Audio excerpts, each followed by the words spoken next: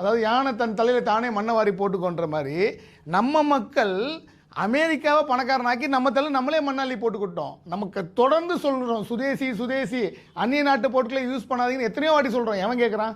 இன்றைக்கி அமெரிக்காவோட பைத்தியக்கார மூளை கெட்ட அதிபர் ட்ரம்ப் வந்து உலகத்திலே நான் தான் பெரிய என்ன, நான் சொல்கிறதான் எல்லாம் கேட்கணும், ஈரான் நாட்டுக்கு படையிறது அவனுக்கு ஈரானுக்கு என்ன இருக்குது? அவன் அந்த பணத்திமுறையில் ஆடுறதுக்கான அவசியம் இருக்குது. பொருளாதாரம் ஸ்ட்ராங்காக இருக்குது. எப்படி பொருளாதாரம் ஸ்ட்ராங்காக இருக்குது? ஓகேங்களா? அமேசான் போன்ற மிகப்பெரிய நிறுவனங்கள், எலான் மஸ்க் போன்ற மிகப்பெரிய தொழிலதிபர்கள் அமெரிக்காவில் இருக்கிறான். அத்தனையும் உலக வணிகத்தை அவன் கட்டுப்பாட்டில் வச்சுருக்கான். அமேசானில் பொருளை வாங்காதீங்கடா, பெப்சி கோகோ கோலா குடிக்காதீங்கடா, நம்ம ஊர் குளிப்பானத்தை குடிக்கணும் நாங்கள் படித்து சொல்கிறோம்.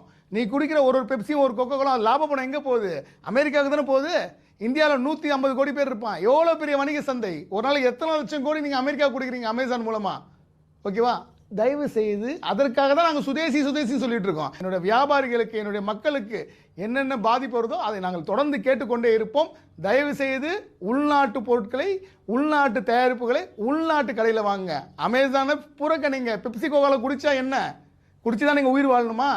அமெரிக்காக்காரனுக்கு தேவையில்லாமல் நம்ம நாட்டு பணத்தை எதுக்கு கொடுக்குறீங்க? கொடுத்தீங்கன்னா ட்ரம்ப் போன்ற பைத்தியக்காரன் இன்னும் மோசமான வலதுசாரத்திலிருந்து கொண்டு வருவான். அவன் இன்னும் நம்மளை தூக்கி போட்டு மிதிப்பான். ஓகேவா? அதனால் தயவு செய்து உள்நாட்டு உற்பத்தியை ஊக்குவித்து உள்நாட்டு கடைகளில் வாங்க. வாழ்க சுதேசி வணிகம், வளர்க சுதேசி வணிகம்.